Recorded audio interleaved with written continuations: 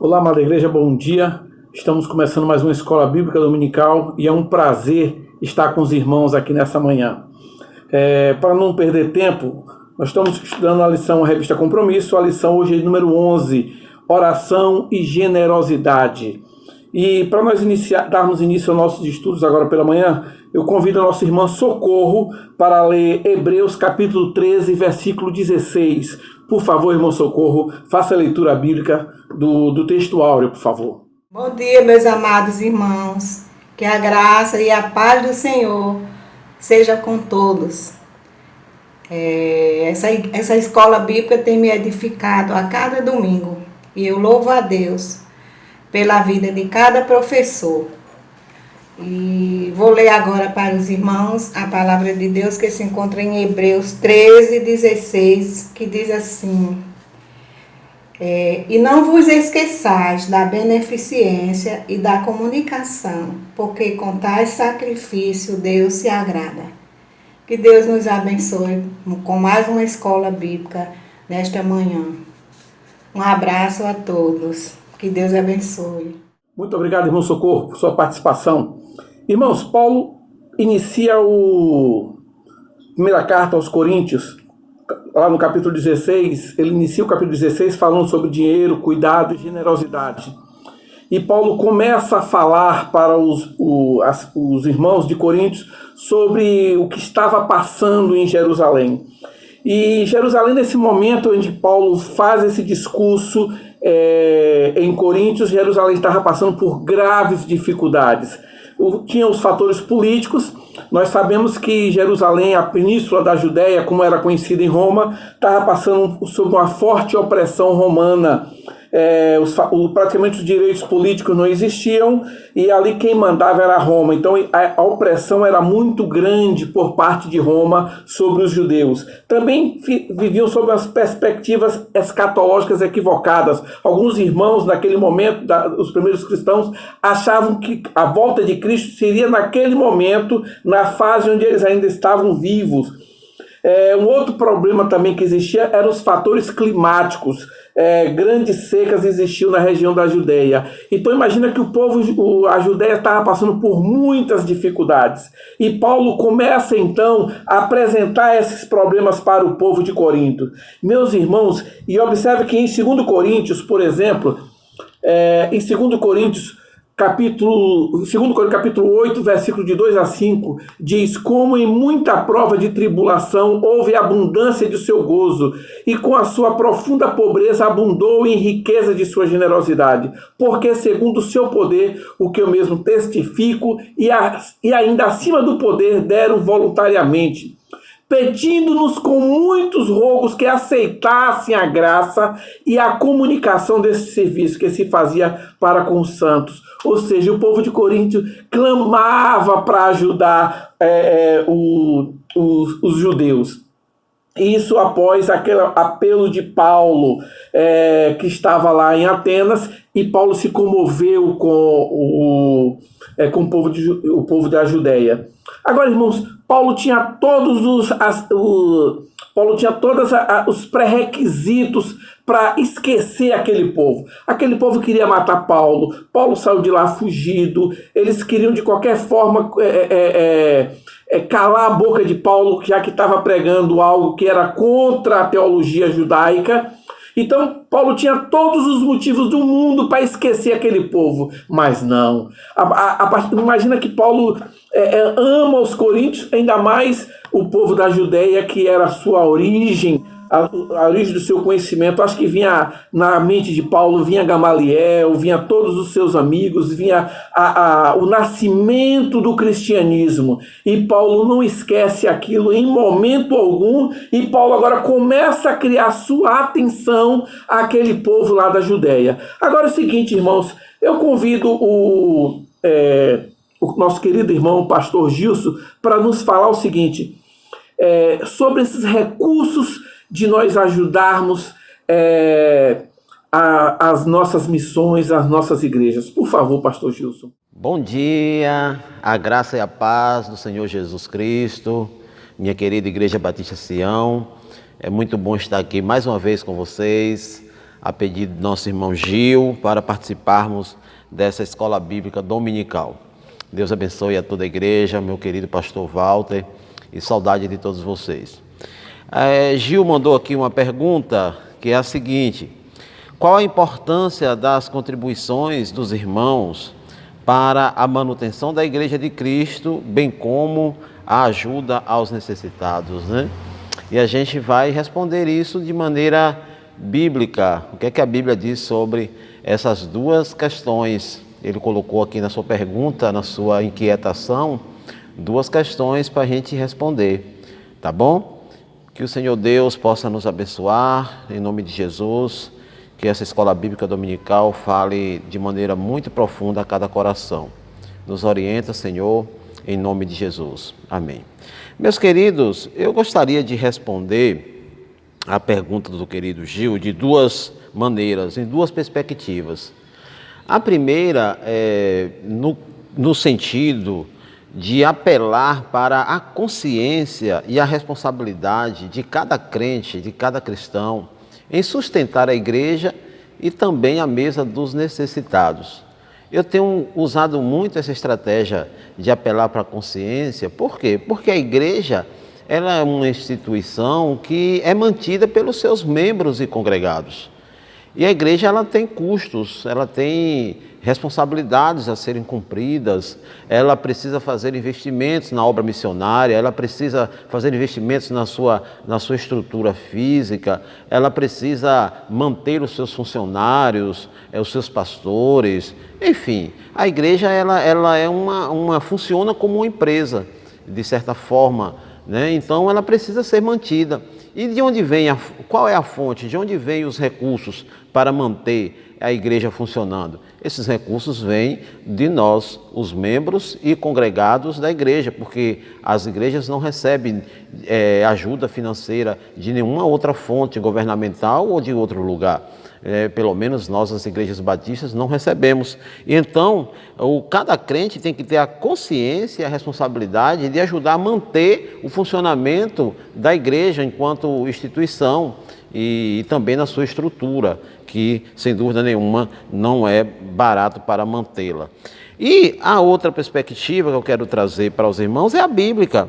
As duas inquietações apresentadas por Gil são todas duas bíblicas. A gente tem um texto, inclusive, que ele mandou para mim, de 2 Coríntios 8, de 1 a 4, que o apóstolo Paulo diz o seguinte: também, irmãos, vos fazemos conhecer a graça de Deus dada às igrejas da Macedônia, como em muita prova de tribulação houve abundância do seu gozo, e como a sua profunda pobreza superabundou em riquezas da sua generosidade, porque segundo o seu poder, o que eu mesmo testifico, e ainda acima do seu poder, deram voluntariamente, pedindo-nos com muitos rogos a graça e a comunicação deste serviço que se fazia para com os santos. Paulo está apresentando uma palavra de gratidão pelo cuidado daquela igreja, que fez uma coleta, que levantou uma oferta para os irmãos da Macedônia. Isso é uma demonstração e um testemunho de cuidado para com os santos, para com os irmãos da fé. Nós temos o exemplo também da igreja primitiva, da igreja de Atos, no capítulo 2, versículo 42 a 46, é uma prova viva dessa necessidade que precisamos ter como propósito na nossa vida, e também por obediência à palavra de Deus e por se espelhar nos testemunhos da palavra. Olha o que é que diz aqui: perseveravam na doutrina dos apóstolos e na comunhão e no partir do pão e nas orações. Em cada alma havia temor e muitas maravilhas e sinais se faziam pelos apóstolos. Todos os que criam estavam juntos e tinham tudo em comum. Vendiam suas propriedades e fazendas e repartiam com todos, segundo cada um tinha necessidade. E perseverando unânimes todos os dias no templo e partindo o pão em casa, comiam juntos com alegria e singeleza de coração. Então, havia um sentimento de coletividade na igreja primitiva. E talvez a nossa cultura atual, muito mais individualista, muito mais capitalista, a gente esqueceu desses valores que foram ensinados pelos primeiros cristãos, da coletividade, onde aquele que tem reparte com aquele que não tem.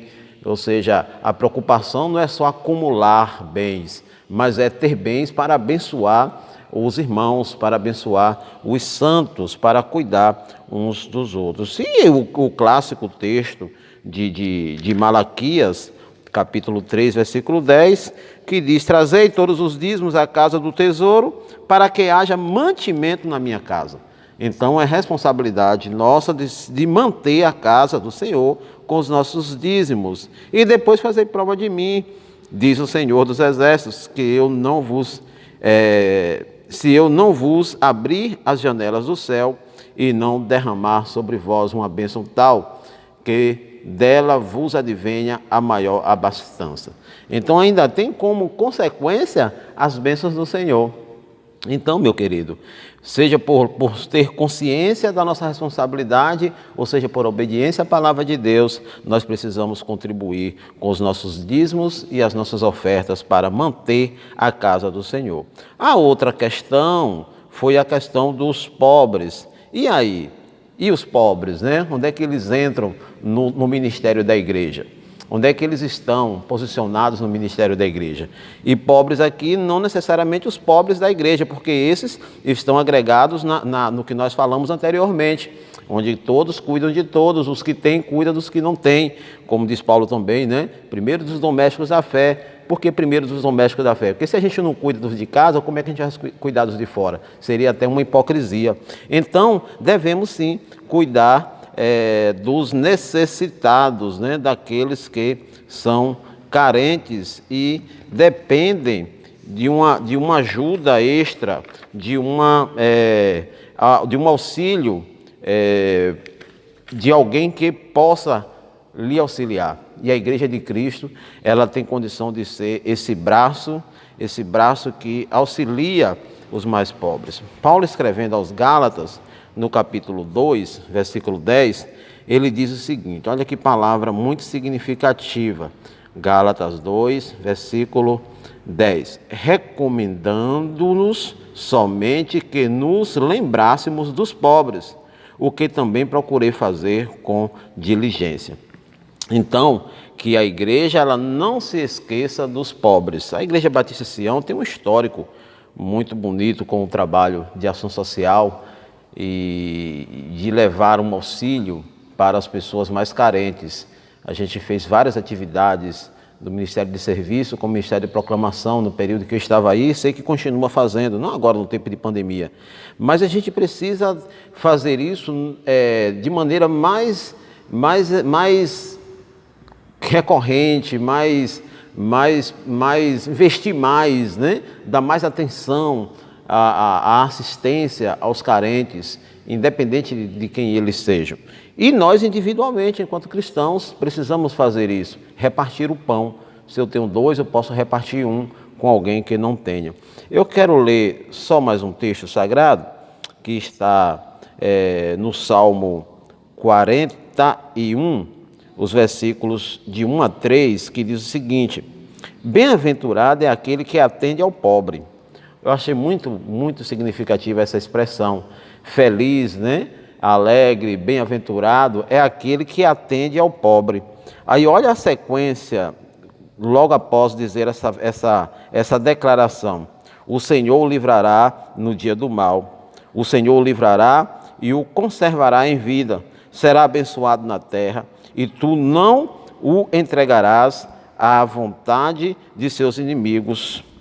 O Senhor o sustentará no leito da enfermidade, tu renovas a sua cama na doença. Então veja quantas bênçãos pode chegar se a gente obedecer àquela palavra do início, cuidar dos pobres, atender aos pobres.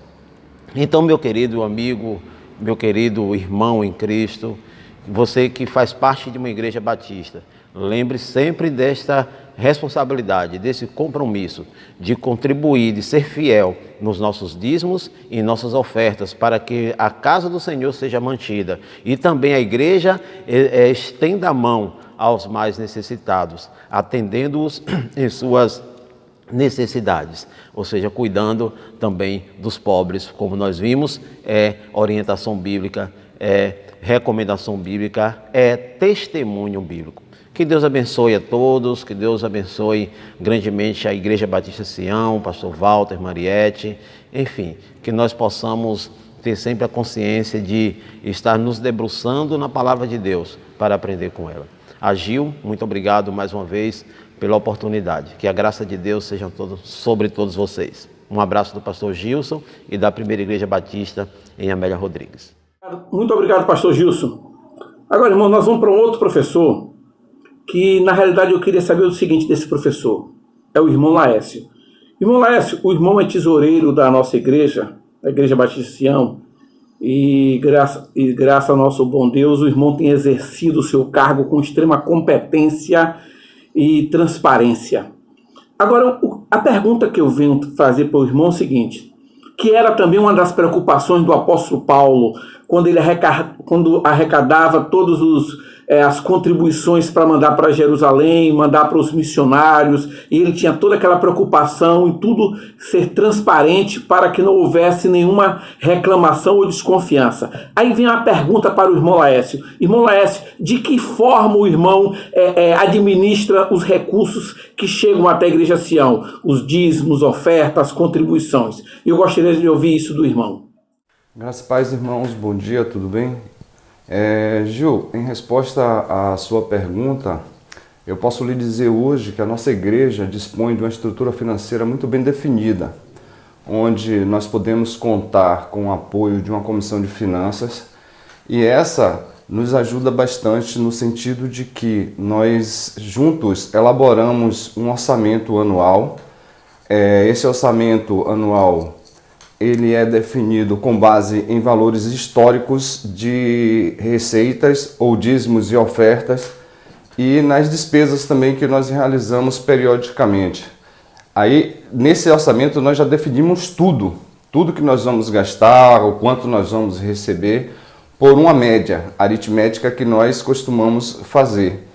E essa comissão, ela tem um papel de suma importância, haja vista que você falou da questão da transparência da aplicação. Esse orçamento, ele contempla os gastos com a remuneração das pastorais, ele contempla a remuneração dos funcionários da igreja como um todo, ele também contempla os custos fixos da igreja, como água, energia, manutenção dos equipamentos, dos aparelhos, medicamentos que se façam necessário, algum bem que precise ser recuperado. Então nós conseguimos dentro desse orçamento fazer, digamos assim, um planejamento muito bom, onde cabe ao tesoureiro fazer cumprir esse orçamento. Esse orçamento anualmente ele é apresentado em assembleia e aprovado. O tesoureiro tem a obrigação e o dever de fazer com que ele seja cumprido. Ou seja, ele tem que ser executado exatamente da forma que nós elaboramos e que foi aprovado em assembleia. Eu posso lhe dizer, esse orçamento fica engessado? Óbvio que não, porque de vez em quando surgem algumas necessidades de verbas para poder ajudar em alguma situação, como um sepultamento de um irmão que não está previsto em orçamento, algum bem que precisa fazer reposição dele porque danificou, e esse bem, nessa situação de um sepultamento, está previsto em orçamento. Então o que a gente faz? Nós levamos essas despesas com uma solicitação, um requerimento, à comissão de finanças, essa analisa a situação da solicitação e tem um limite que eles podem aprovar. Dentro desse limite, eles aprovam ou não essa despesa. Aprovando, automaticamente o tesoureiro tem a liberdade para poder executar o gasto. Então, você observe que de toda a verba que a gente arrecada, nós já sabemos exatamente o que nós vamos fazer, qual a destinação que nós vamos dar. Então é fácil para a gente hoje administrar a finança da igreja. Esse orçamento, ele ainda tem a prerrogativa de que o tesoureiro tem a obrigação de periodicamente apresentar o acompanhamento dele nas assembleias. Então nas assembleias o tesoureiro, como você já deve ter participado, apresenta todo o gasto que foi feito até aquele momento, demonstrando uma confrontação entre o que foi previamente aprovado em assembleia como sendo possível gasto e aquilo que nós de fato realizamos como gasto concreto. A igreja hoje, ela tem uma transparência que eu não conheço outras estruturas, mas eu posso garantir ao irmão e aos irmãos como um todo que é algo muito transparente, muito seguro, porque até para assinar cheques, até para liberar pagamentos na igreja, hoje nós fazemos isso em dupla. Geralmente um lança, o outro aprova o pagamento. Não tem a liberdade de uma pessoa hoje deter todo o poder de fazer pagamentos, realizar transações. Não, isso não existe dentro da igreja. E no final do exercício, esse orçamento tendo superávit, nós levamos esse valor desse superávit à Assembleia. A Assembleia tem a liberdade de voltar a aprovar ou não, e nós solicitamos a destinação dessas verbas. Você observe que nossa igreja é uma igreja que não tem campanhas. Por que nós não temos campanhas? Porque esses recursos nós utilizamos justamente para fazer alguma reforma, alguma aquisição, para fazer a reforma do telhado, como os irmãos puderam observar. São recursos de saldos de superávit que nós vamos acumulando. Então fica mais tranquilo para a gente poder administrar e aplicar a verba nesse período, porque nós temos recursos guardados justamente para isso. A igreja é feita para dar resultado positivo, a gente tem que ter sempre superávit? Óbvio que não, mas é inevitável que a gente não tenha. Se a gente faz uma boa administração, geralmente sobra e a gente evita justamente essas campanhas desnecessárias, onde os irmãos que pagam vão pagar cada vez mais, porque quem entrega dízimo vai participar das campanhas que a igreja venha a fazer. Então nós temos toda essa organização e ainda temos as verbas que a gente recebe nas campanhas de missões. Todas essas verbas das campanhas de missões também, nós damos a devida destinação, informando a congregação o quanto nós arrecadamos no caso, e o quanto era previsto, o quanto nós arrecadamos e o quanto nós enviamos para a Junta de Missões. Então, hoje, a Igreja Batista Sião é uma igreja que está muito bem aparelhada financeiramente com sua estrutura administrativa. Eu espero ter contribuído e ajudado a você com sua pergunta, porque hoje a destinação dos dízimos e ofertas da igreja, toda a igreja conhece, a gente não oculta nada, deixa tudo muito transparente. Que Deus, então, possa nos ajudar e abençoar a nossa igreja, porque os nossos irmãos são fiéis. Eles não deixam de dizimar, mesmo nesse tempo todo que nós passamos aí dessa pandemia. Nós não sentimos dificuldades, nós não temos como não pagar, não temos dos que nos queixar, referente à entrega dos dízimos e oferta dos irmãos. Portanto, Deus possa nos abençoar sempre. Eu espero ter ajudado vocês. Obrigado, meu irmão Laércio, por sua contribuição. Sabemos da importância do seu cargo dentro da nossa instituição Sião. E é muito importante, uma das coisas que eu tenho o maior prazer em fazer parte da nossa igreja é a transparência. Não só a nossa igreja Batista Sião, mas as igrejas batistas que fazem parte da convenção. Essa transparência faz parte do nosso manual de conduta da doutrina da Igreja Batista. Nós vamos agora para um outro professor que é jovem na idade, mas velho no conhecimento, nosso querido irmão Guilherme. Por favor, irmão Guilherme, nos fale um pouco sobre generosidade, deve ser praticada com alegria, até porque o irmão é extremamente feliz e alegre. Fala, meus irmãos, bom dia, graça e paz a todos. Meu nome é Guilherme e hoje eu vou estar trazendo uma breve reflexão sobre a lição 11, cujo título é Oração e Generosidade. né, esse texto, o texto bíblico dessa lição se encontra em 2 Coríntios 9, do 5 ao 15. Estarei lendo junto com os irmãos. Portanto, considerei apropriado enviar esses irmãos antes de mim. Eles cuidarão para que a oferta que vocês prometeram esteja pronta. Que seja, porém, uma oferta voluntária e não entregue de má vontade. Lembrem-se, quem lança apenas algumas sementes obtém uma colheita pequena, mas quem semeia com fartura obtém uma colheita farta. Cada um deve decidir em seu coração quanto dá.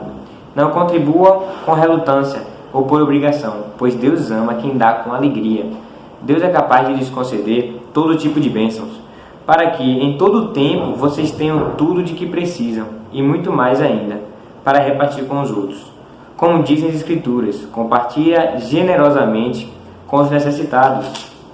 Seus atos de justiça serão lembrados para sempre, pois é Deus quem supre a semente para o que semeia, e depois o pão para seu alimento. Da mesma forma, Ele proverá e multiplicará sua semente, e produzirá por meio de vocês muitos frutos de justiça. Em tudo vocês serão enriquecidos, a fim de que possam ser sempre generosos. E quando levarmos sua oferta para aqueles que precisam dela, eles darão graças a Deus. Logo, duas coisas boas resultarão desse ministério de auxílio. As necessidades do povo santo serão supridas, e eles expressarão com alegria sua gratidão a Deus. Como resultado do serviço de vocês, eles darão glória a Deus, pois sua generosidade com eles e com todos os que creem mostrará que vocês são obedientes às boas novas de Cristo.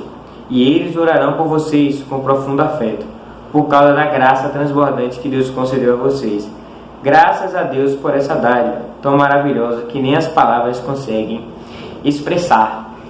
Bom, meus irmãos, hoje eu queria trazer uma reflexão que se divide em três. Queria falar um pouco, né? Ele fala bastante sobre a oferta. E Paulo, nessa reflexão, e a reflexão da revista, né, o autor traz como o fato de Paulo estar falando especificamente sobre a oferta não diminui o valor do dízimo. E eu queria colocar essa relação. Mas o que é o dízimo e o que é a oferta? O dízimo é aquele 10% que você coloca de toda a sua renda. É o que está escrito na lei de Moisés. E a oferta é algo que você dá voluntariamente. Não necessariamente, vamos dizer, você não é obrigado a fazer. Como ele disse, não é por obrigação, mas dê voluntariamente, dê com alegria. Né? Então, essa é a diferença da oferta e do dízimo. Paulo, ele descreve também essa questão da gente se voluntariar, né? Da gente realmente entender a necessidade dos nossos irmãos.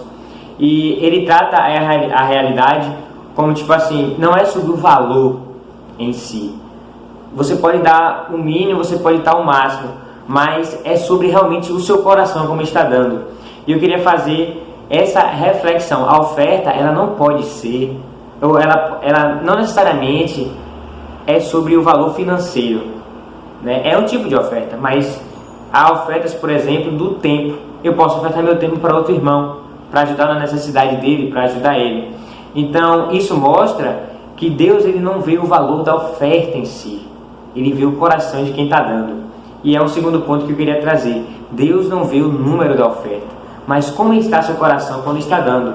E isso é tão real que no Novo Testamento, nos Evangelhos, a gente percebe muitas histórias em que um rico, ele deposita o resto que sobrou do mês para uma pessoa. Não faz aquilo de coração, é tipo, toma aí, né? Não é voluntário, não é, sabe, uma coisa que realmente ele está dando com alegria.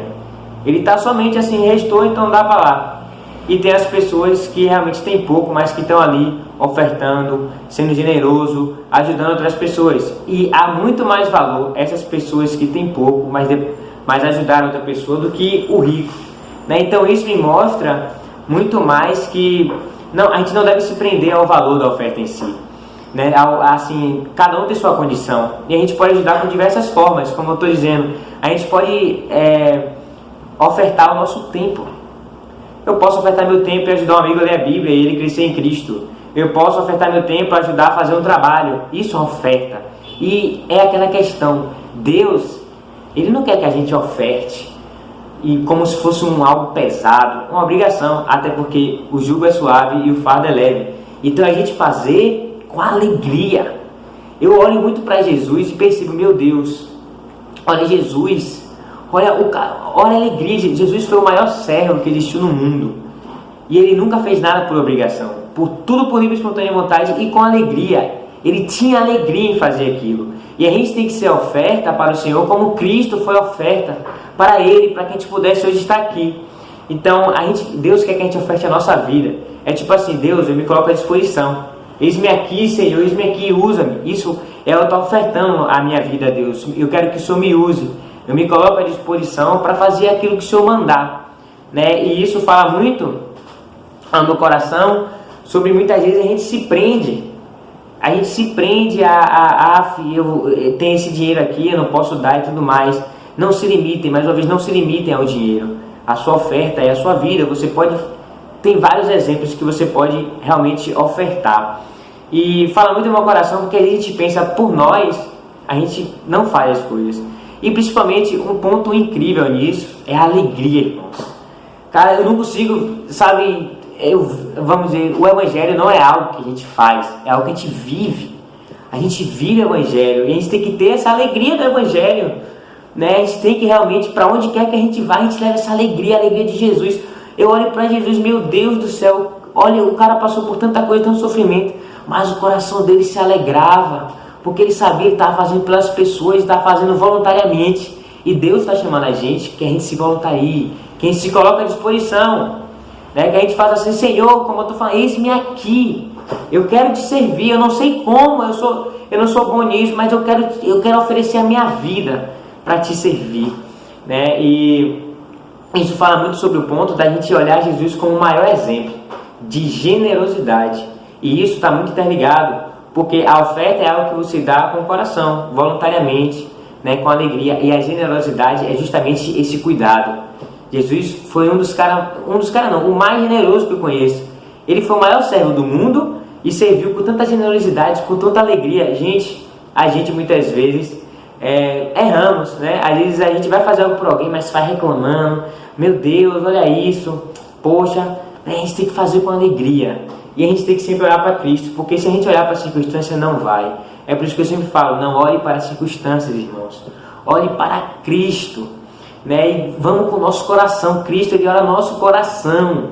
Às vezes a gente pode ter o pensamento, eu não estou dando muito, mas o Senhor conhece o coração da gente. Ele sabe que ali você está dando pelo que você pode estar tentando fazer parte disso. E eu chamo vocês para a gente realmente, a semana passada a gente falou sobre a missão, sobre a gente ir, somos povos exclusivos de Deus, nação santa, geração eleita, nós temos que ir fazer, e que a gente entenda que a nossa vida é a mensagem. Não é muitas vezes, às vezes Jesus fala com as pessoas através de uma camisa que a gente está vestindo. Ele tem muitas maneiras de falar, então a nossa vida é a nossa mensagem. E isso me mostra bastante sobre o exemplo de Jesus. Jesus a todo momento esteve ali, ele fazia tudo. Isso é uma coisa que me alegra e que me inspira. Isso tem que nos inspirar. A alegria que Jesus fazia, isso significa que ele não tinha dia triste? Não! Jesus teve dias desanimados, Jesus teve dias tristes, mas a alegria estava no coração dele. Sabe, ele que ele estivesse passando por aqui, ele falava, Deus, eu confio em Ti, né? E a gente tem que fazer isso pelos nossos irmãos. Olha, eu fico vendo muitas vezes tanta forma de doar a vida, assim, sabe? Tipo, eu pegar e ler a Bíblia com meu irmão. Poxa, meu irmão, eu tenho um tempo muito corrido, mas eu vou ofertar 1 hora da minha semana. E não precisa ser algo grande, pode ser algo básico, depende de cada um, né? 1 hora da minha semana para a gente ler esse texto, a gente vai crescer juntos. Isso é o Evangelho, é a caminhada lado a lado. Jesus caminhou lado a lado. E fazer isso com imensa alegria, meus irmãos. Eu vejo o pessoal, a galera do mundo, a galera mundana, faz as coisas com alegria, e olha que é aquela alegria passageira. E nós, muitas vezes, que estamos vivendo com Cristo, não nos alegramos, achamos que as coisas é triste, porque eu não posso, vamos dizer assim, eu tenho que ir para a igreja esse dia, porque eu tenho que servir lá. Não, a gente tem que ter alegria, a generosidade é praticada com alegria.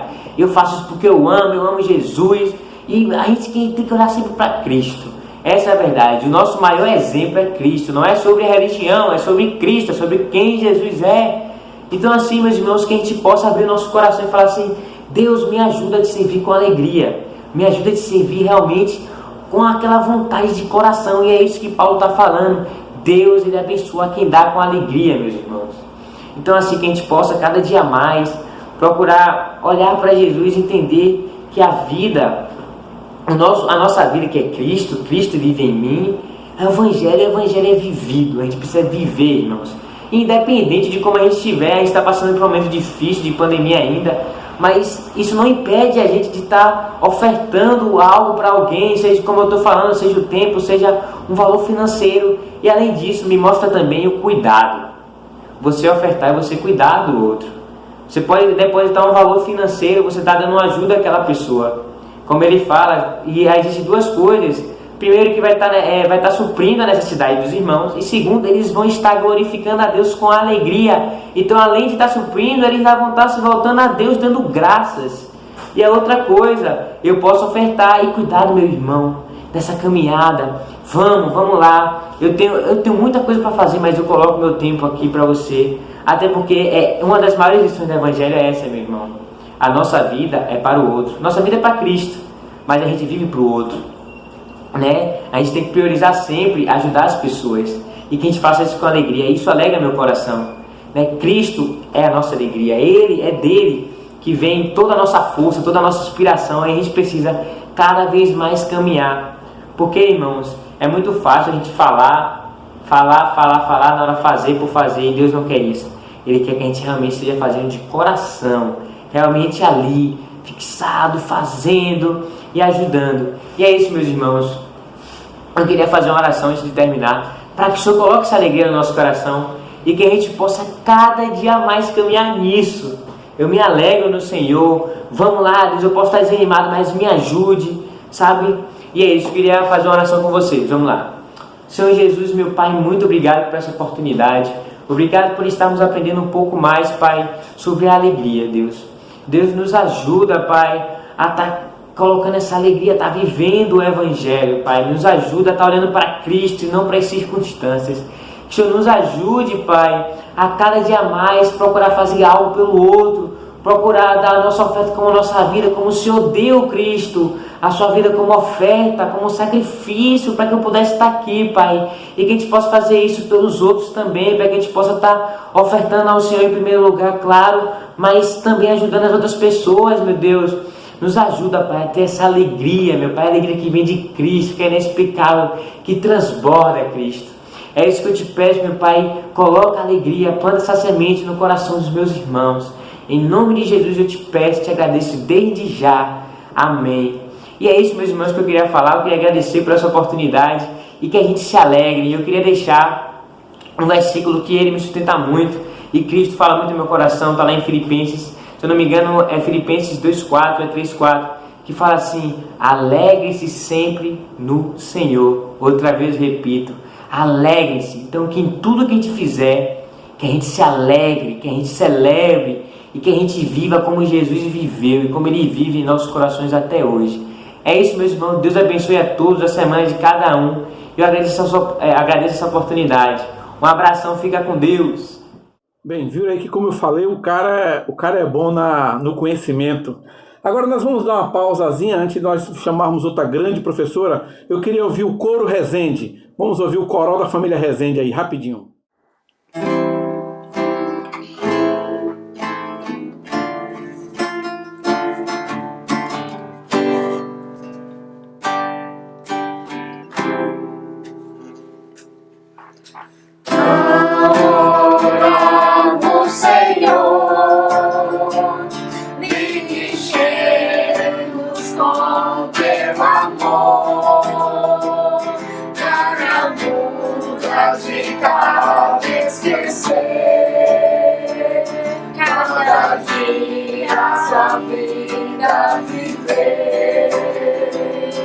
Nossas vidas em cruz transformado, refrigério na alma nos dá. E agora com outros irmãos nos unimos a Ti em oração.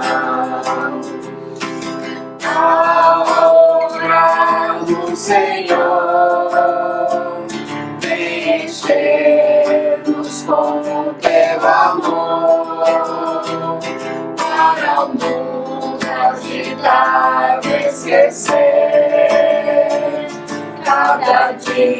a sua vida viver.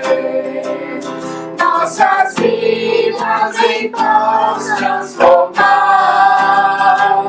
Refrigério pra alma nos dar.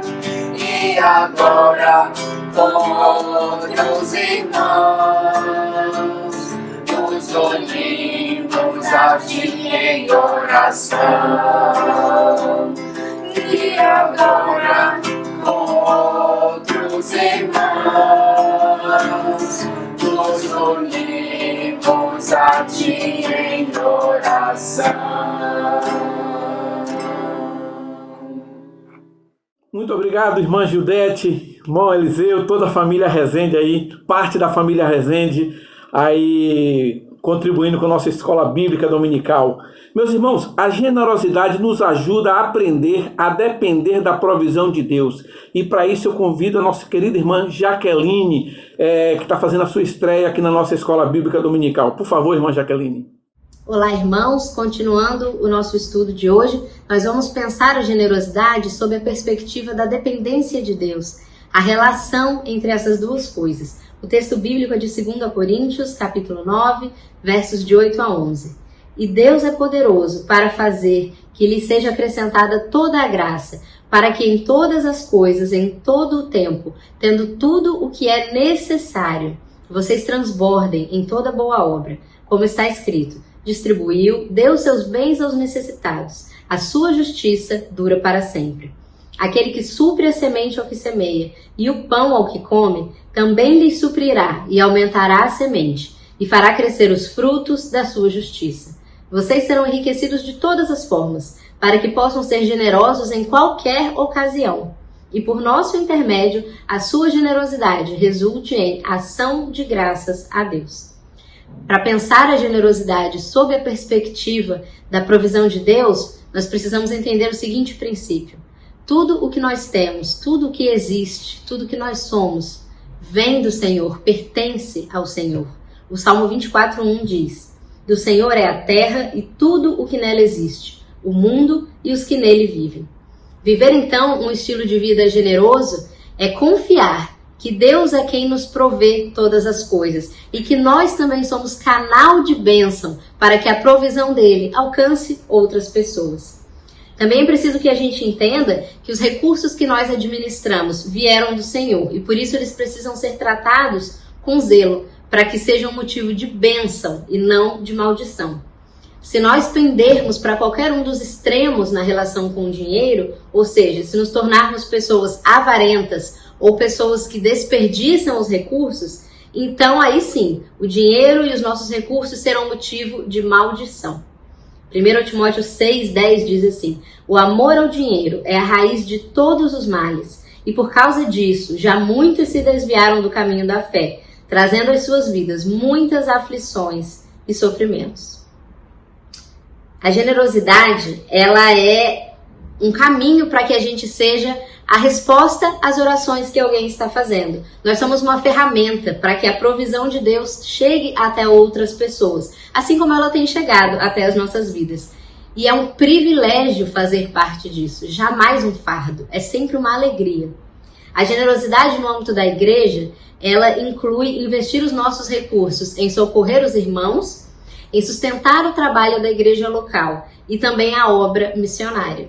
Obviamente, isso significa que nós vamos ter compromisso com a devolução do dízimo e com a entrega das nossas ofertas.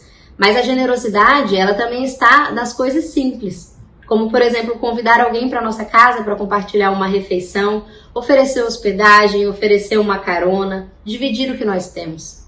Quem leva a vida desse jeito demonstra que entende que Deus é o nosso provedor, que Deus é que nos dá tudo o que nós temos e por isso nós compartilhamos, por isso nós dividimos. É importante a gente destacar que agir com generosidade deve ser uma atitude alegre e desprendida, porque nós sabemos que Deus é quem nos abençoa e é quem nos supre. Nós não fazemos nada esperando negociar com Deus ou ter algo em troca, porque não existe barganha com o Senhor. Gálatas 6,10 diz assim: portanto, enquanto temos oportunidade, façamos o bem a todos, especialmente aos da família da fé. Esse verso nos indica que a generosidade ela deve ser um estilo de vida para o cristão. E essa prática se inicia exatamente no nosso arraial, no nosso meio. Nós precisamos praticar a generosidade no nosso meio para que a gente possa ir alcançando outras pessoas. Então nós começamos a exercitar a nossa generosidade com os nossos irmãos em Cristo e assim vamos aumentando o grupo de pessoas envolvidas nisso.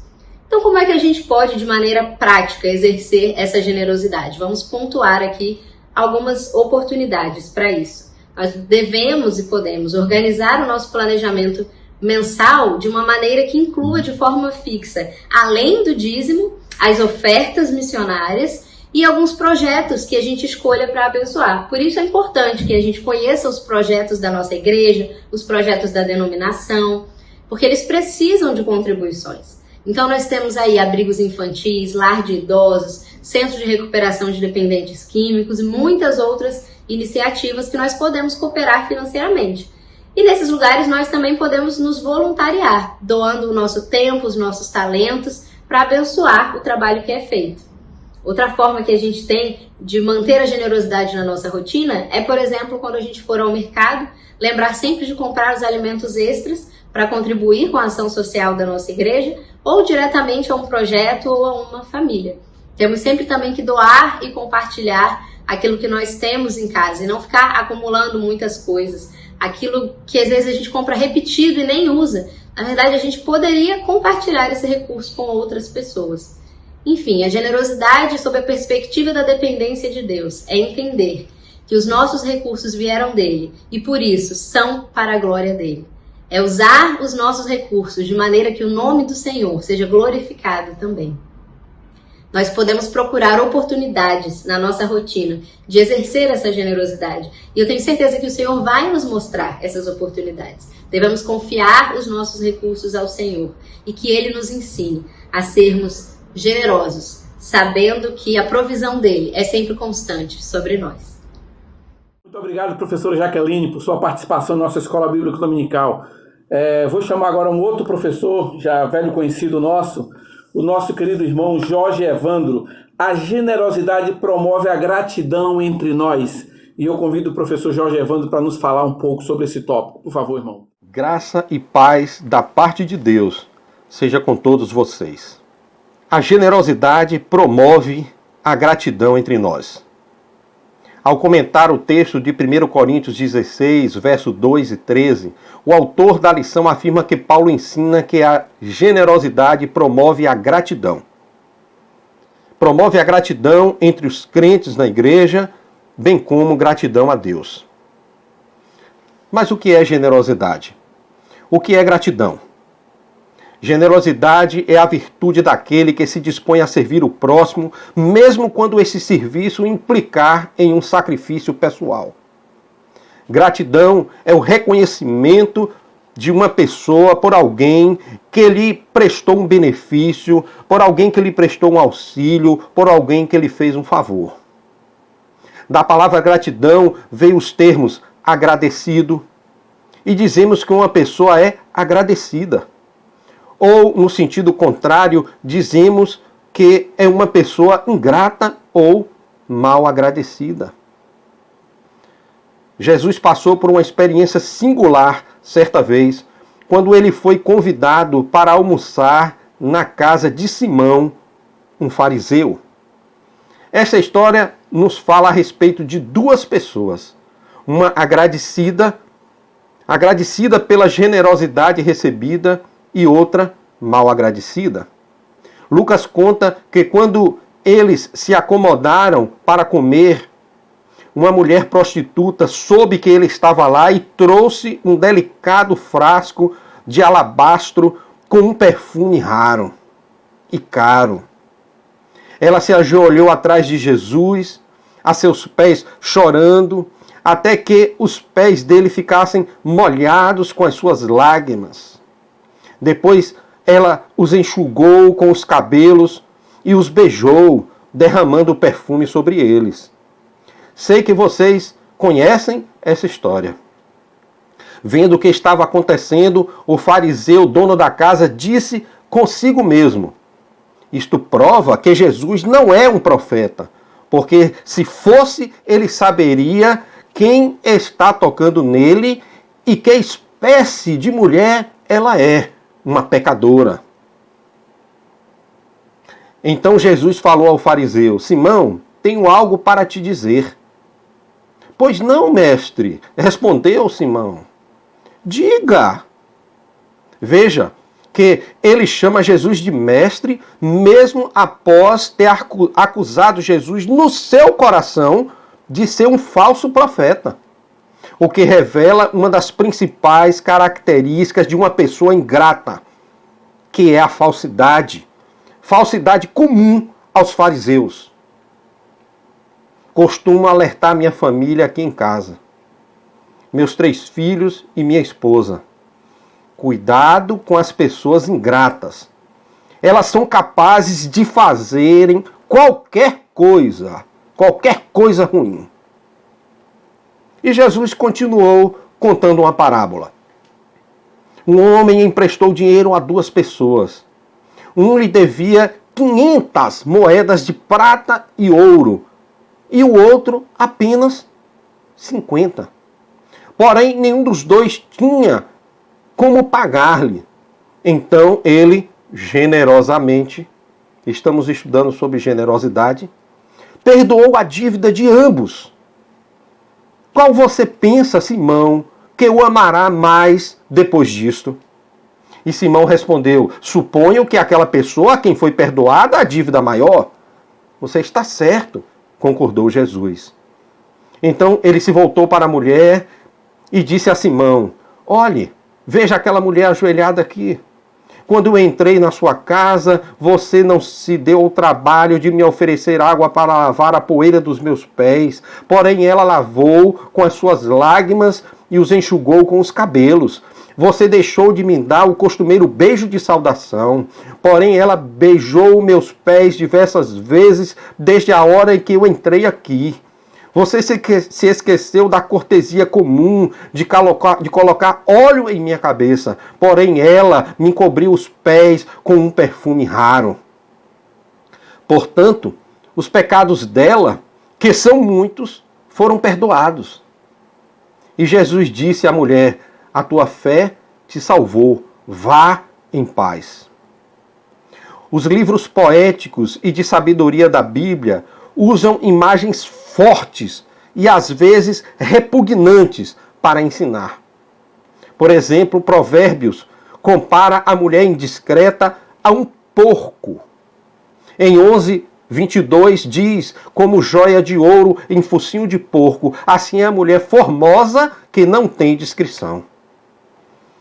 Da mesma forma, a sabedoria popular faz uma descrição muito dura de uma pessoa ingrata.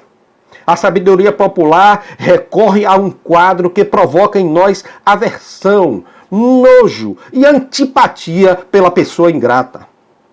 O ditado popular diz que a pessoa ingrata é aquela que cospe no prato que comeu. Querendo dizer que a pessoa ingrata, depois de ter atendido às suas necessidades, logo se esquece de quem a ajudou. Logo se esquece de quem a alimentou, de quem a socorreu, de quem lhe consolou, de quem lhe serviu, de quem lhe ensinou, de quem lhe deu oportunidade, de quem lhe emprestou, de quem esteve ao seu lado, suprindo as suas necessidades. Agora que está de barriga cheia, alimentada e com o problema resolvido, a pessoa ingrata se sente segura para alavancar os seus projetos individuais, para reivindicar seus direitos, sem compaixão e sem misericórdia. O ingrato perde bênçãos, o ingrato perde maiores oportunidades que Deus pode dar. O fariseu Simão revelou sua ingratidão, não se dando ao trabalho de cumprir uma formalidade essencial, que era o de lavar os pés do convidado, de ter respeito com o convidado. Ao final do encontro, Ele poderia ter ouvido de Jesus as mesmas palavras que a mulher ouviu. Mas naquele momento, só a mulher que expressou a sua gratidão através daquele gesto de adoração e amor, ouviu as palavras de Jesus. Estão perdoados os teus pecados, a tua fé te salvou. Em um texto complementar em Marcos 14:9, Jesus disse aos presentes: onde for pregado em todo o mundo este evangelho, será também contado o que esta mulher fez por mim, porque ninguém se esquecerá dela. Reflita.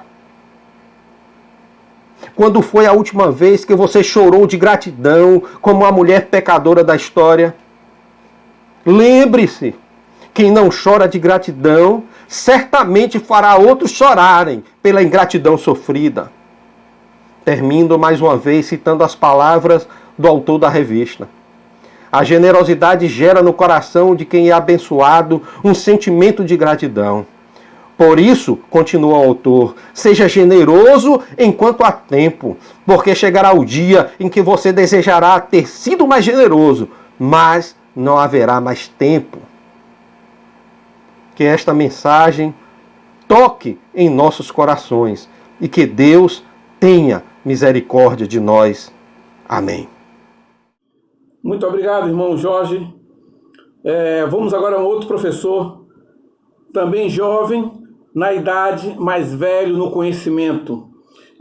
O irmão Gabriel vai nos falar sobre a generosidade motiva as pessoas a orarem por nós. Por favor, irmão Gabriel, nos fale um pouco sobre isso. Bom dia, amados irmãos, a graça e a paz do nosso Senhor Jesus Cristo. Hoje eu fui convidado para discutir com vocês o seguinte tópico da lição: a prosperidade motiva as pessoas a orarem por nós.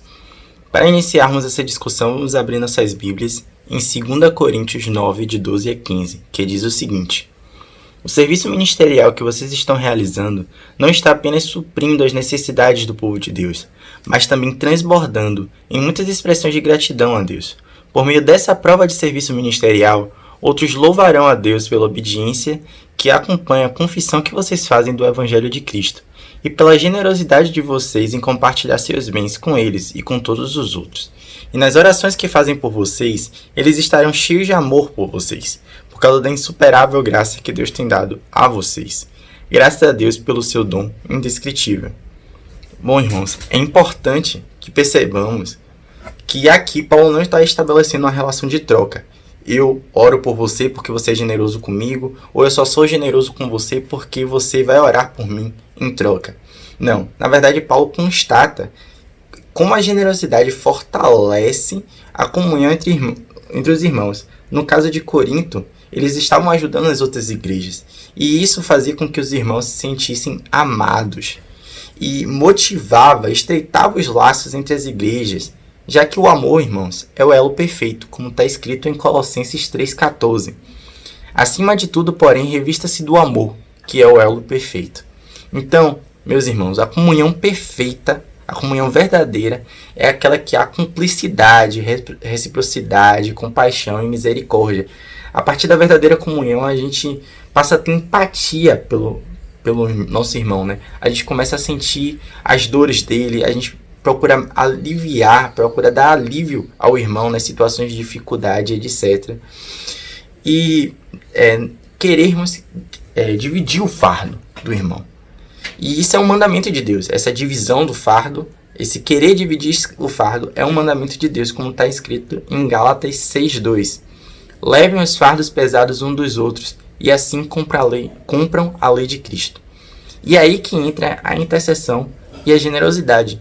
Ambas são formas de dividir o fardo. Quando a gente vê o irmão em sofrimento, quando a gente vê o irmão passando em dificuldade, a gente quer ajudar. E a gente pode ajudar de diversas formas. Primeiro, orando a Deus, é claro, intercedendo pela causa desse irmão. E também, quando nós temos condições materiais de ajudar e quando ele necessita de ajuda material, nós devemos ajudar esse irmão. Se amamos verdadeiramente nossos irmãos, ao observarmos eles passando por esse momento de necessidade, a gente tem que ajudar, como está escrito em 1 João 3, 16 a 18. Nisso conhecemos o que é o amor. Jesus Cristo deu a sua vida por nós e devemos dar a nossa vida por nossos irmãos. Se alguém tiver recursos materiais e vendo seu irmão em necessidade, não se compadecer dele, como pode permanecer nele o amor de Deus? Filhinhos, não amemos de palavra, nem de boca, mas em ação e em verdade. Ou seja, irmãos, nós precisamos sair da nossa zona de conforto, em querer só receber a ajuda dos irmãos, em só requerer as dádivas da igreja, a ajuda da igreja, e também sermos ativos nessa comunidade. Sermos ativos em não só manifestarmos o amor com nossa própria boca, mas também manifestá-los através de ações. E, como está dito aqui, uma das formas, uma das ações de demonstrar esse amor pelos nossos irmãos é a generosidade. Bom, e sendo generosos, buscando dar alívio aos nossos irmãos, nós prosperamos e somos aliviados tanto por Deus quanto pelos próprios irmãos, como está escrito em Provérbios 11, 25. O generoso prosperará, quem dá alívio aos outros, alívio receberá. Então, meus irmãos, é necessário tirarmos as escamas dos nossos olhos e enxergarmos as necessidades uns dos outros. Precisamos enxergar os sofrimentos uns dos outros e buscarmos tanto a intercessão como também a ação. A gente precisa ser generosos uns com os outros. E isso, essa mutualidade, né, essa reciprocidade alimenta cada vez mais o amor e a comunhão na igreja. Se a gente é generoso e intercede um pelos outros, isso vai motivando e crescendo o ambiente de amor, cultivando mais esse ambiente também de oração e de generosidade. É um ciclo, uma coisa vai levando a outra e vai escalonando esse processo de reciprocidade, de generosidade. Então, a gente precisa realmente sair da nossa zona de conforto e ajudar o próximo, amar de verdade os nossos irmãos. O convite aqui que Paulo está fazendo nessa passagem não é para sermos generosos buscando a intercessão. Ele está explicando para a igreja que, por sermos generosos, isso alimenta esse ambiente de comunhão e fomenta a intercessão, que também é outra forma de aliviar, de buscar dar alívio ao irmão. Agradeço a minha oportunidade na manhã de hoje. Muito obrigado. Os irmãos já deram para perceber que aqui só tem professor top, né? Aqui realmente ninguém brinca em serviço, não. Se nós nos propomos a estudar a palavra de Deus, estamos determinados à escola bíblica dominical, então os professores aqui têm que ser realmente extremamente preparados. Agora vamos para um recado de um aluno aqui, um aluno da nossa escola bíblica dominical que está viajando. Ele está na Alemanha estudando e ele tem um recado para os irmãos. E logo em seguida nós vamos, inclusive esse final de semana nós viajamos no feriado, nós fomos até Guarajuba para gravar o coro da família Mendonça. Então nós vamos o recado do jovem que está na Alemanha e logo em seguida nós vamos ouvir o coro da família Mendonça. Bom dia, estou aqui na Alemanha, mas não perco a EBD de Sião.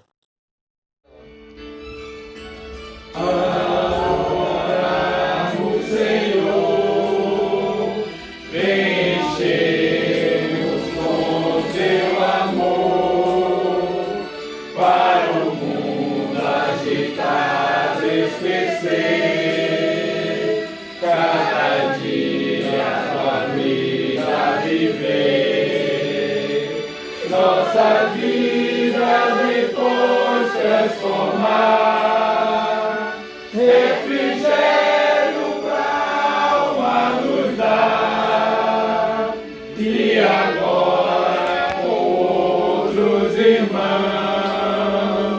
nos unimos aqui em oração. Ao orarmos, Senhor,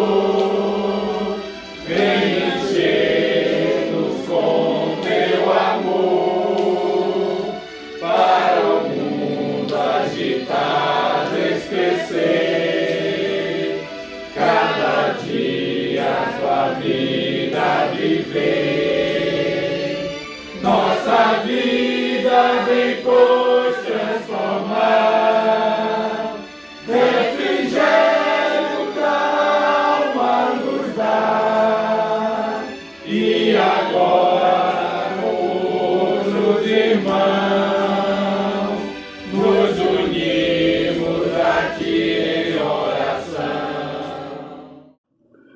Meus irmãos, chegamos ao fim da nossa escola bíblica dominical e é uma alegria mais uma vez estar aqui com os irmãos.